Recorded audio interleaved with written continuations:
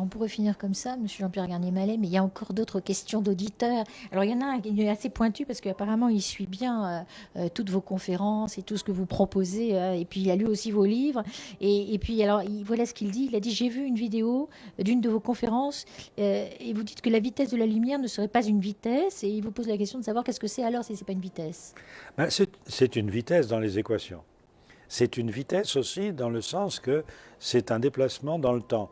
Mais regardez, ce n'est pas une vitesse classique dans le sens que, voilà, la lumière ne dépend pas de la vitesse de la source qui envoie la lumière, ni de la vitesse de l'observateur. Imaginez, vous prenez n'importe quel déplacement d'objet.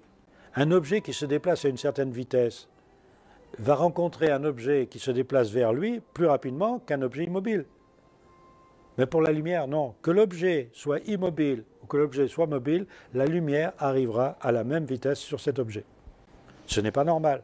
Vous voyez bien que c'est une vitesse, dans le sens que c'est bien un déplacement dans un temps donné. Oui. C'est aussi une vitesse maximum pour toute masse.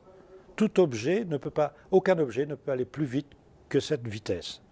Or, justement, ce que le dédoublement démontre, c'est qu'il y a des vitesses superlumineuses qui sont des vitesses d'échange et qu'en fait, le paradoxe de cette vitesse maximum est levé parce que ce sont des échanges d'énergie qui se font sans échange de masse, apparemment.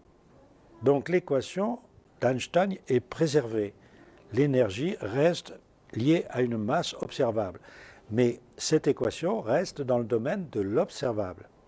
Or, on s'aperçoit maintenant qu'évidemment, l'inobservable, l'imperceptible, est bien plus important que le perceptible. Nous ne percevons que guère plus que 1% de ce qui se passe dans l'univers. Alors, est-ce qu'il faut vraiment suivre la science qui s'occupe de 1% de l'univers ou suivre la science qui suit 99% de l'univers? Est-ce qu'il faut suivre notre ADN qui représente que 5% de ce qu'on sait et que les 95% seraient inutiles? Il y a très peu de temps encore, on appelait notre ADN, les 95% l'ADN poubelle. Est-ce qu'il y aurait dans l'univers une matière noire poubelle et une matière visible qui ne serait pas poubelle? Quand même 99% d'inobservables pour 1% d'observables, il faudrait peut-être s'intéresser aux 99%. Or, nous faisons partie de ces 99% grâce au dédoublement qui nous met à la fois dans le passé, dans le présent et dans le futur.